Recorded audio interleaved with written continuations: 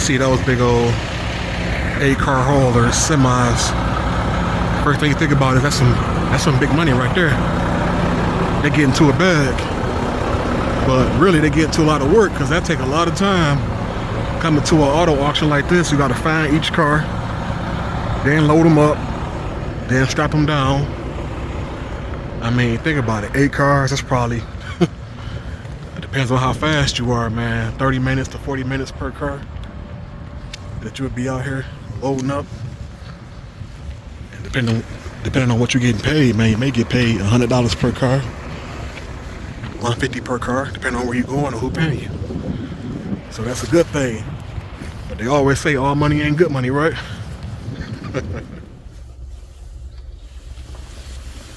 What's going on, YouTube?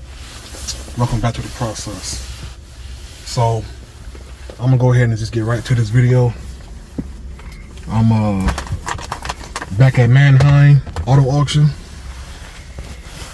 I got a couple of pickups this morning, and the big boys are out here with their I don't know, with the big rigs.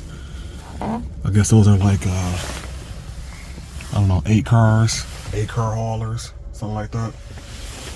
So I'm here to get a 2022 Chevy Blazer and a 2023 Ford Bronco. So I'm gonna kind of show y'all some of this, but this video won't be about this today. But I may still show you how I'm getting comfortable with coming out to Manheim. If you follow my other videos, then you already know what I've been going through. You know, all the walking that comes along with going to a Manheim auto auction. But I'm gonna try to show y'all their it's called a Manheim Lot Vision. They got an actual website you can go to. So I'm gonna try to pull that up and show you how it helps you locate your car, where your car is parked at. It pretty much just takes you right to your car. So we're gonna work on that. But mainly this video is going to be about what the title says. Should you sign up for a factoring company being a car hauler? Okay. I'm gonna kind of go over a few things from my personal experience, because I did basically get a contract going with a factoring company. Because as a new authority, when you're just starting out, you're gonna realize it's gonna be kind of hard to find work. It's gonna be hard to sign up with certain shippers. A lot of them want you to have at least 3 to 6 months under your third authority, or they won't work with you. So the ones that will allow you to sign up are usually going to be the worst ones that don't pay you quickly. They may pay you on a 15-day payout scale, 30-day payout scale. You may get lucky, get a 5 to 7-day payout, but the majority of them are 15 to 30-day payouts. So unless you got a bunch of money, you got big bank over there, you can afford to just be out here running and working and not getting paid until the next month, basically. You might want to consider a factoring company. But beware. And I'm going to touch base on what I mean by beware, because I'm not sure if I'm having a good or a bad experience thus far with my factoring company. So I'm going to kind of just touch base as I go. As I get out here and find these 2 cars, hit and touch on a few topics. So let me go ahead. I got to run inside and check in. One car is saying that they have the title present. I've never seen that before, so I'm going to go inside to the security shack and kind of get some information on where this title's supposed to be at. Is it going to be inside the car, or do they have it inside the security guard shack? So let's go ahead and get to that. Alright, so as I walk to this guard shack, I'm gonna try to show y'all this car finder on the Manheim Lot Vision website is what it's called. I don't know if you can see this, but I went to Manheim Lot Vision, then they ask you to find your auction. So just open the drop box up. I'm gonna go right to should say Michigan, or no, Manheim, Detroit. Okay. Then they ask you for your VIN number, or you can put your work order number, which should be in your paperwork. Just type that in. Let's say 438.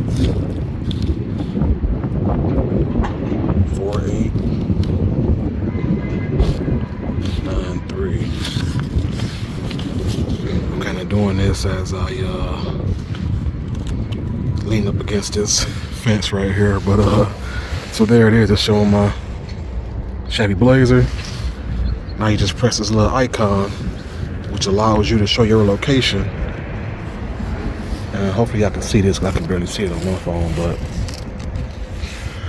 so the car is there in the middle. You see the little arrow and the little blue dot. So as I walk further toward this car, it'll guide me right to it, basically. And that's a pretty little distance. So let me start this walk and go ahead and check in. All right. Okay. Is that building over here? Oh, that brown building? Yeah, the brown building. Okay. Just walk up over here and you go over there. Okay. Actually got to go around the fence line. Yeah. Go in the back by arena. They're doing the auction still. Your best bet would probably be. Hey, Mike, is the auction still going on? The auction is currently going on right now. I should go in and see what some of these cars sell for. I think I might do that if they don't escort me out.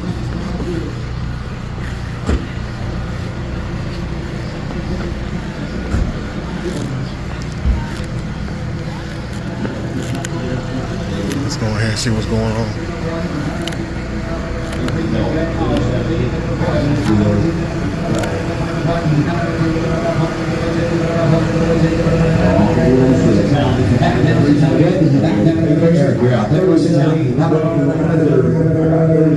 $4,000 back of money on the red one. 600. So, 600. 600. Ryan, you want to bring this one in? 600.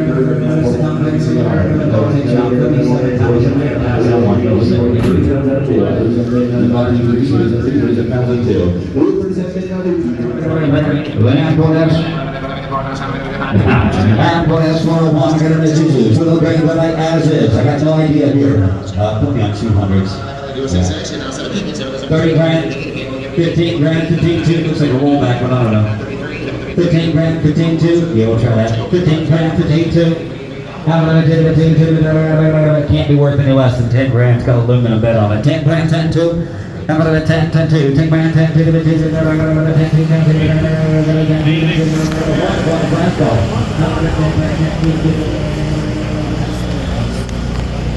All right, so that's some of that process. They out here getting these cars wheeled and dealed, boy. All these guys with this big money. Like I was saying on one of my last videos when I first came out to Manheim, I believe this is where a lot of the lease turn-ins come. So they be kind of like newer model cars, 2022s, 21s, 2020s. Most of them being in excellent condition. I guess you gotta have a dealer's license, of course, to get in here. Look at that Splinter van. I wouldn't mind having one of those. I'm gonna speak on that too when I'm transit. Splinter vans. I want to get into moving freight hauling. Need one of those, but anyway. So I asked about the title. I kind of already knew the answer. I just wanted to make sure I went and asked before I got this car and then left out of here. But all titles get sent through the mail. But my paperwork did say title present, so I showed her that. And she was saying, yeah, it may be here, but once the car get auctioned, everything goes through the mail. Common sense, but anyway, so see that blue dot in the car? That's me. I'm getting closer. This is saving me, I'll probably say 20 minutes from my first time coming out here. I was just walking around dumbfounded. Didn't know where to go. So when I get inside this car, I'm gonna speak about this factor-in situation if some of y'all interested in knowing about that. Got that Escalade sitting over here. Element. Wonder what that means. See the little flags on top that say Element.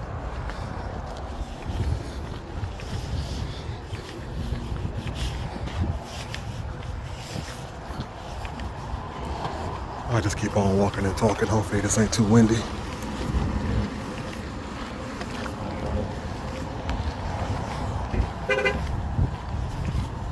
Yeah, I think I'll try to find me a Splinter van out here at the auction. I know somebody that got a dealer license. They had to work something out.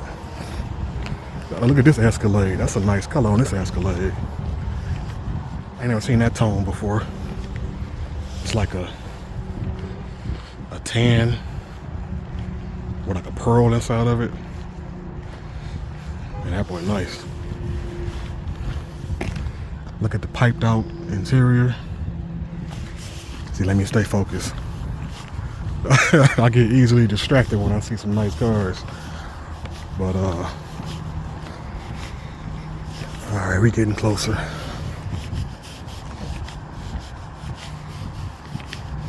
Should be a few more lanes. I'm gonna start looking for my color. It's a red Chevy Blazer.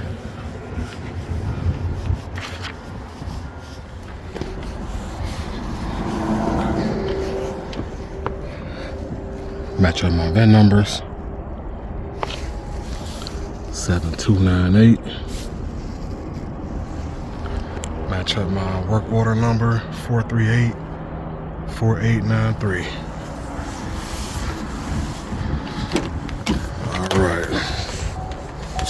another nice one, but somehow I still managed to walk past this.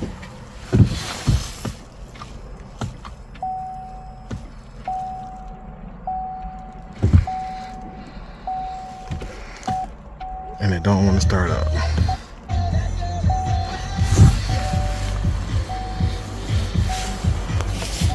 Let's see, what am I doing wrong here?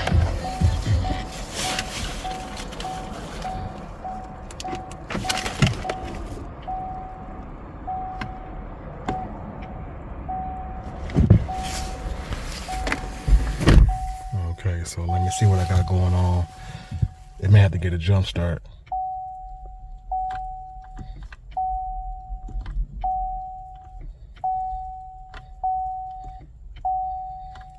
Battery low. Start vehicle. So they got a number you can call.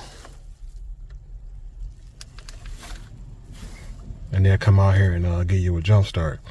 Now they gave me a little number last time. Of course, I don't have it this time, so I'm about to call the guard shack and get a jump start. Man, I told y'all, there's always something coming to Manheim. If it ain't the walk, you're gonna get a dead battery. All right, let me call this guard shack. Well, I'm trying to tell you, it's always something. It's the process. I'm on hold waiting for security to come give me a jump start. Sir? Yes, ma'am. Hi, thank you for holding. All right, I just called security, so she's going to radio someone to come right out there for you, okay? Okay, thank you. You're quite welcome. Is there anything else I can help you with today? No, that was all. All right, well, thank you for calling Manheim. You have a great day. Thank you. Bye-bye. Alrighty, so let me get back to vlogging. I'm gonna get back on my recording phone for this. We got some baddies out here working too. Really hard to stay focused.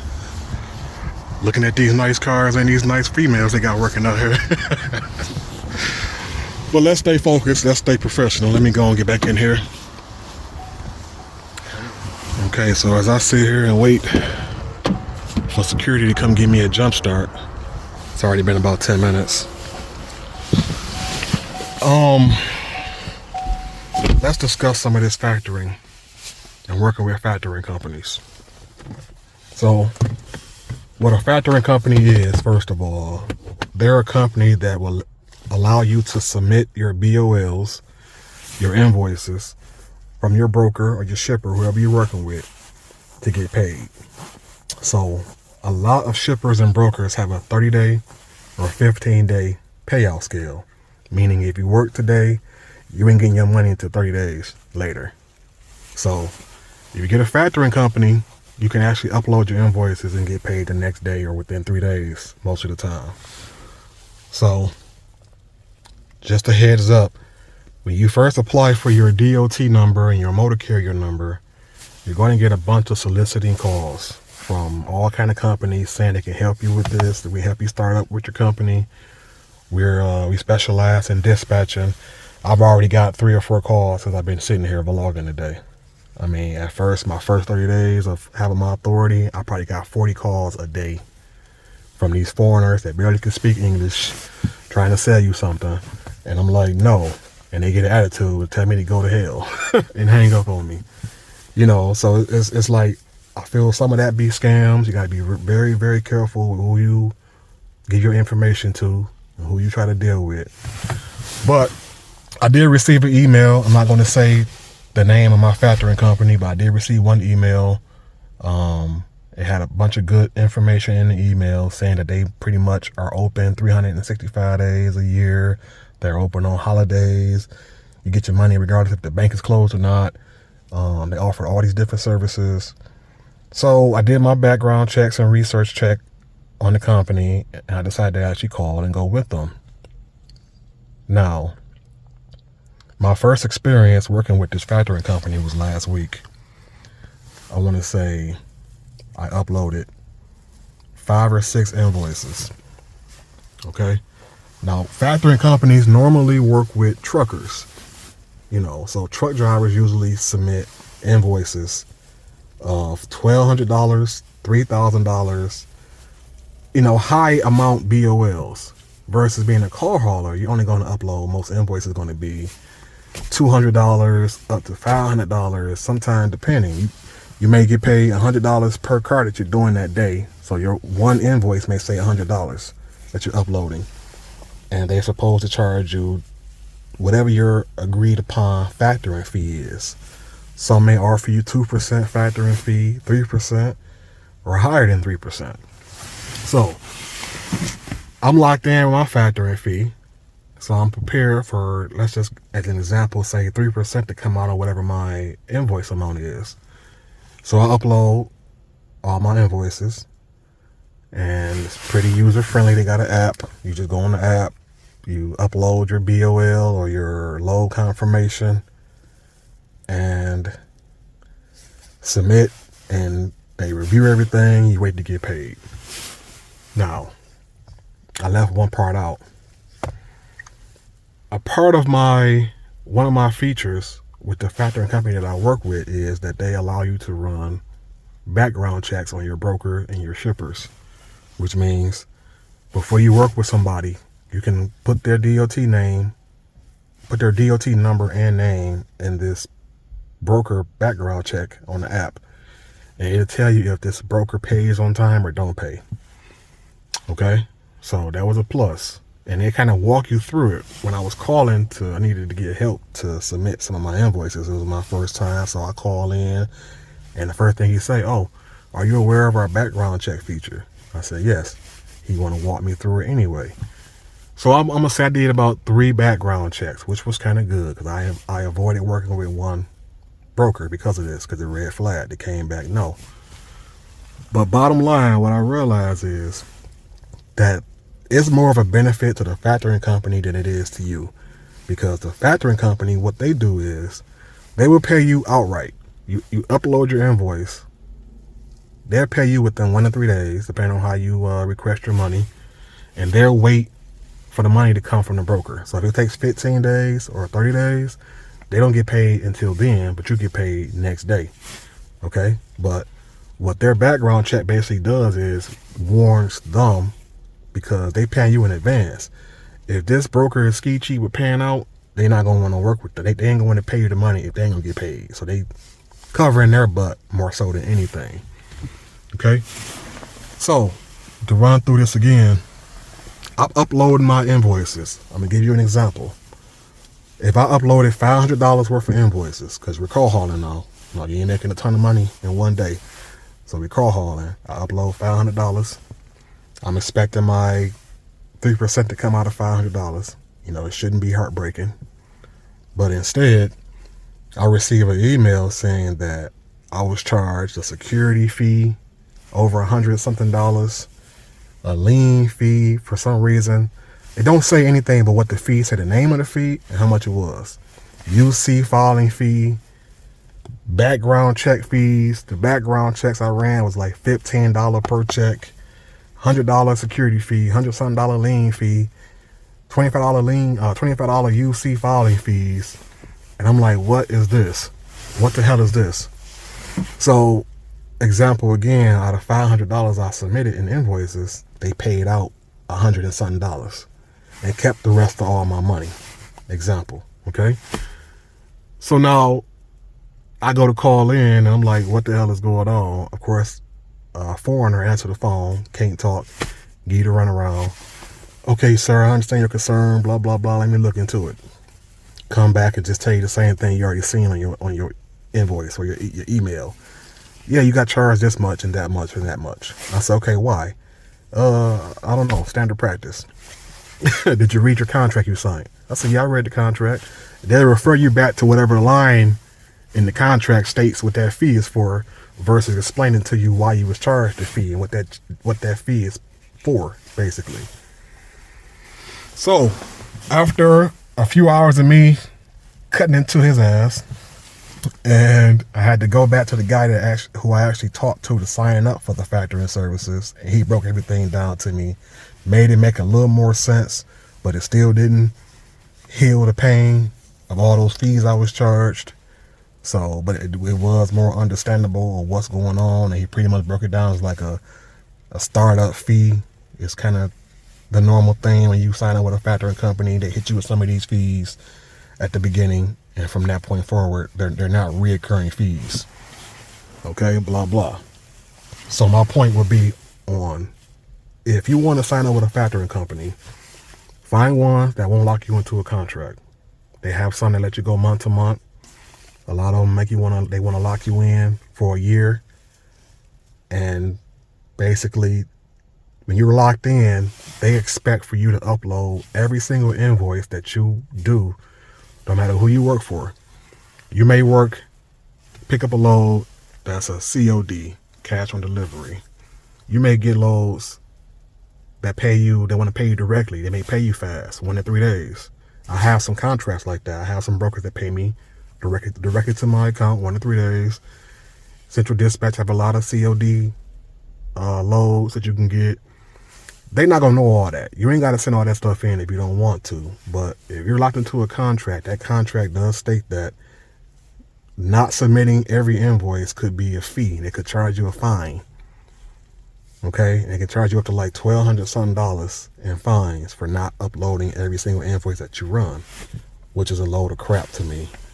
And I believe that when they put those security holes and lien holes on me, that's a part of them locking me in to see all my invoices or all the work that I do and who I work with. Okay, so beware. When I say beware, I mean do your research. If you have to stay afloat and make your money, you may have to go with a factoring company. People do it. But just make sure you know what you're getting yourself into. Okay? I'm still trying to figure out if I'm okay with what I got going on. I'm going to play it how I want to play it. But just a heads up. Be careful who you let work with you and who you let get your information, because they will try to screw you around in the end. It's a tough business out here. So I'm still waiting on security. I'm going to go ahead and get them a call again so I can get this car loaded up. I've been here again for an hour, and that's just way too much time. So let me go ahead and make this call. So after sitting here waiting for 20 minutes, look at those C8s. Waiting 20 minutes on security. I try to start the car up again and then it fires straight up. No problem. Man, I'm telling you. So now I'm just trying to ride. I'm going the wrong way. Let me turn around. I'm trying to ride to try to find my next vehicle, as I always do. Because if you know me, you know I ain't finna walk if I ain't got to. So find this next car. And then I'm gonna keep this video short. I done pretty much spoke on what I wanted to speak on. Meaning, you know, if you choose to work with a factoring company, make sure you do your research and just weigh every option to make sure it's gonna work for you. And it's getting ready to rain on me too, so I really gotta hurry up now. So you're not gonna catch a lot in this video. I'm not gonna show you me loading this car up and making my delivery. I'm going to the same place I went to in my last video, so make sure you check that video out. I believe it says don't go to an auction yard, or never go to an auction yard, something like that.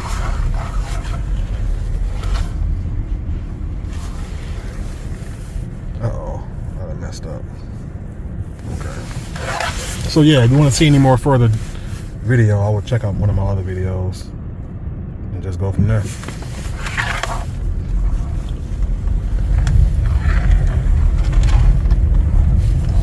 We got some nice cars out here, I keep saying that. Oh, I'm going the wrong way again. Even though I'm using this lot vision is what they call it, I'm still having a hard time. And I'm driving around. So let me just show y'all this part. I'm the blue dot.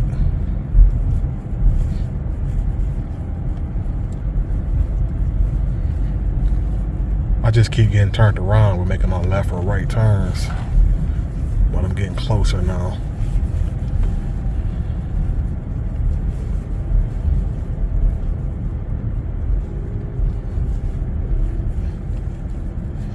Okay, and I say here we go. Do I make a left turn or a right turn? I'm gonna go left.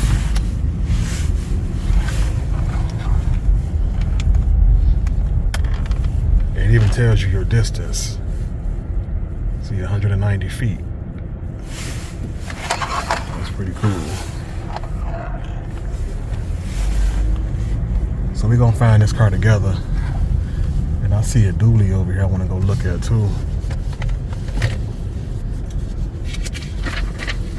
I'm looking for a black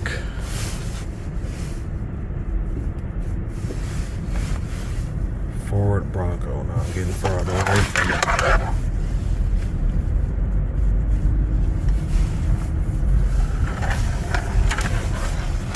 Says it's in lane 1. Okay. See lane 3. Then it says Ford. Now that's good. I was going to say that. They should have them each lane with what model vehicles are in the lane.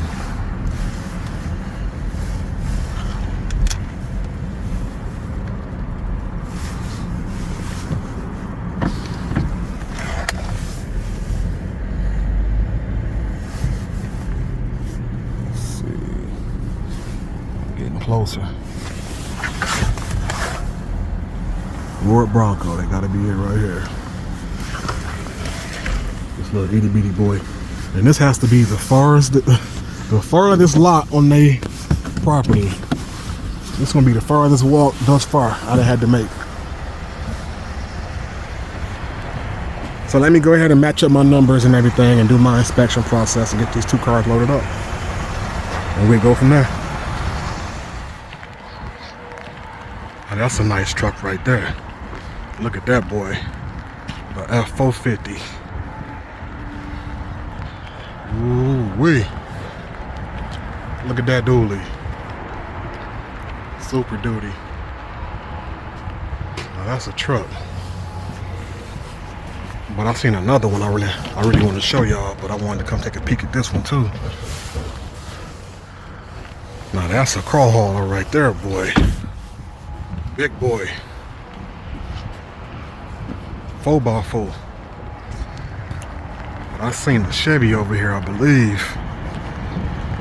Now if y'all been watching my videos, you know I've been complaining about well, I ain't been complaining, but I've been having guys leave me comments talking about my L350 and my 6.0.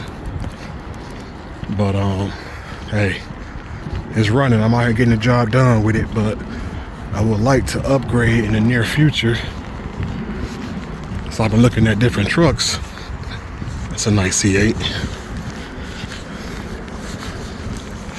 So just keeping my eye open for different trucks with, I guess, less known issues, more reliable, so I can get out here and really go over the road, do some long hauls.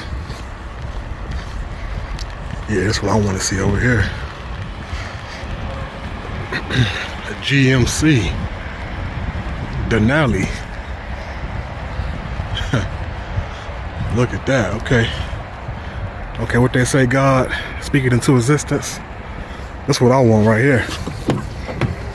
I want one of these. You riding in luxury out here crawl hauling. Sunroof, everything. Now that's a truck. 6.6 liter.